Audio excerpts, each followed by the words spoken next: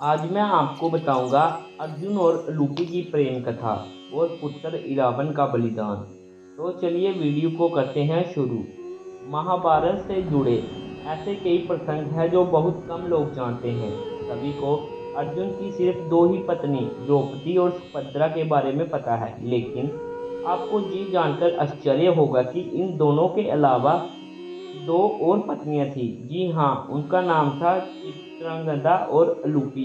Loopy जहाँ नाग कन्या थी, वहीं चित्रांगना मणिपुर की राजकुमारी थी। इन चारों पत्नियों से अर्जुन को एक एक पुत्र प्राप्त हुए थे, जो क्रमश श्रुतकीर्ति, अभिमन्यु, धम्बाहन और इरावन नाम से प्रसिद्ध हुए। अर्जुन और अलूपी के लिए इरावन का जन्म विवरण श्रीमद् भागवत के 922 अध्याय वर्णित है।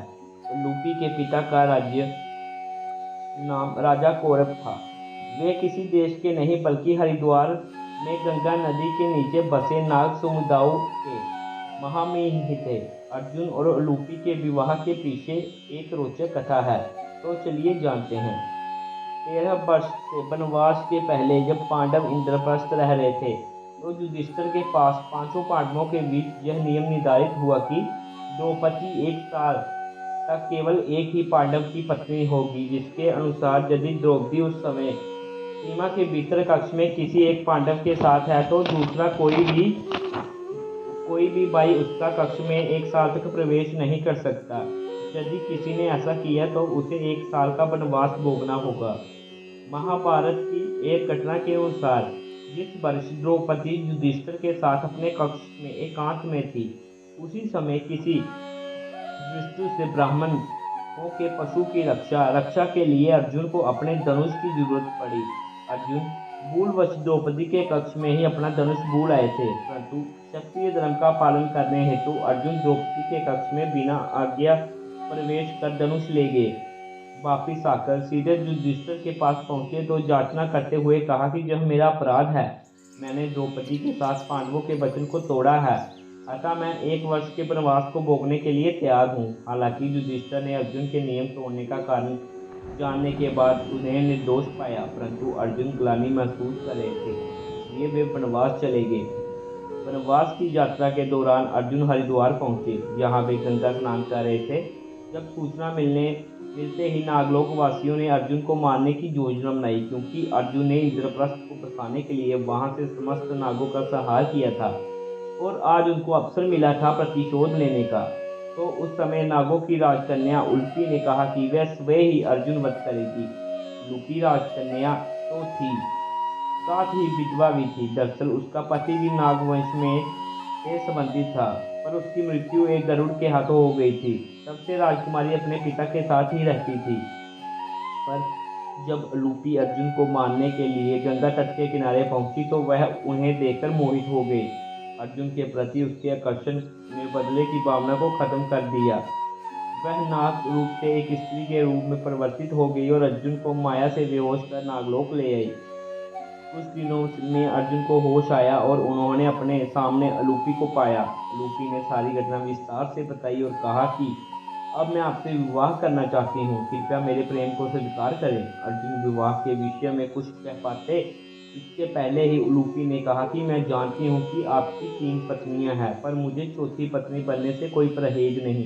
अलूपी ने अपने पिता को समस्त नागवंश का अर्जुन से समझौता करवाया, जो भविष्य में उन्होंने होने वाले युद्ध के लिए जरूरी विज्ञान अर्जुन से स्वीकृति दे दी। अर्जुन ने अलूपी से सदर्भ विवाह किया, क्योंकि वे हमेशा ही नागलोक में नहीं रह सकते थे, इसलिए कुछ समय व्यतीत करने के बाद वे वहां से जाने लगे। वनवास का समय भी समाप्त हो गया था, इसलिए उन्हें वापिस इंद्रप्रस्थ पहुंचना आवश्यक था। लूपी ने अर्जुन को रोका नहीं, पर जाने से पहले उन्हें सूचना दी कि वह अर्जुन की संतान को जन्म देने वाली है। इसके साथ ही अर्जुन को वरदान दिया कि जल युद्ध में आप कभी पराजित नहीं हो सकते। अर्जुन ने लूपी से विदा ली और इंद्रप्रस्थ आ गए। दूसरी ओर अलूपी ने इरावन नाम के पुत्र को जन्म दिया। इरावन का पालन पोषण नागलोक में ही हुआ। वे बड़े वीर और मायावी थे और अर्जुन ही बाती सुंदर, मुख पर तेज था और महाभारत युद्ध के समय अपनी माता लूपी की आज्ञा से युद्ध करने पहुंचे। महाभारत युद्ध से पहले विजय प्राप्त करने हेतु देवी के अनुष्ठान के लिए नर बलि देने की आवश्यकता थी, परंतु ऐसे व्यक्ति की बलि दी जा सकती थी जिसमें 25 नैतिक गुण हो और संपूर्ण गुणों वाले केवल 3 ही व्यक्ति थे, कृष्ण, अर्जुन और इरावन। कृष्ण तो स्वयं भगवान थे, वही अर्जुन की बलि से युद्ध हार जाते तो बचे इरावन। इरावन ने स्वयं को सहर्ष बलि के लिए प्रस्तुत की, परंतु उसकी इच्छा युद्ध भूमि में वीर गति को प्राप्त करने की थी और साथ ही उन्होंने विवाह करने की इच्छा जताई, क्योंकि वे विवाहित वीर गति को प्राप्त होना चाहते थे ताकि कोई उनके शव को रोने वाली प्रीतमा भी हो।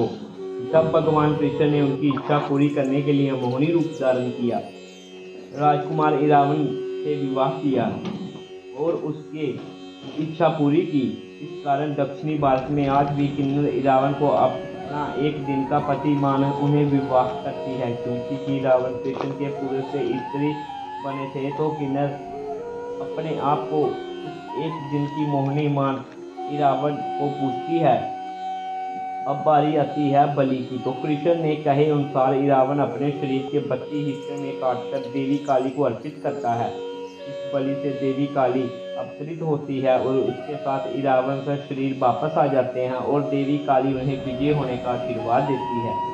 महाभारत के विषम पर्व के 83वें अध्याय के अनुसार महाभारत के युद्ध के 7वें इरावन का अवंती के राजकुमार विंद और अनुविंद से अत्यंत भयंकर युद्ध हुआ। इरावन ने दोनों भाइयों को एक साथ युद्ध करते हुए अपने पराक्रम से दोनों को पराजित कर दिया और फिर कौरवों सेना का संहार आरंभ कर दिया, जिससे कौरवों की घुड़सवार सेना नष्ट हो गई और साथ ही शुकनी के 6 पुत्रों भी जमलोक भेज दिया। यह देख व्यथित दुर्योधन ने राक्षस अलम्बुस को इरावन से युद्ध के लिए भेजा और अलम्बुस और रावण का अनेक प्रकार से घोर मायावी युद्ध हुआ।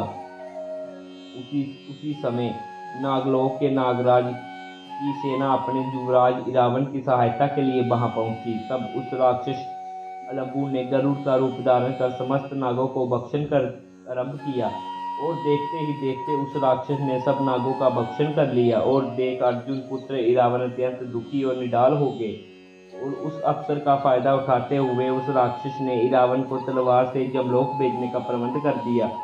परंतु इतिहास ऐसे वीर के पराक्रम और सदैव याद रखेंगे। धन्य है वो वीर जिससे धर्म की पूर्ति के लिए अपने प्राणों तज दिए। तो इसी के साथ हमारी आज की वीडियो समाप्त होती है। तो मिलते हैं नई वीडियो में नई पुरानी कथा के साथ।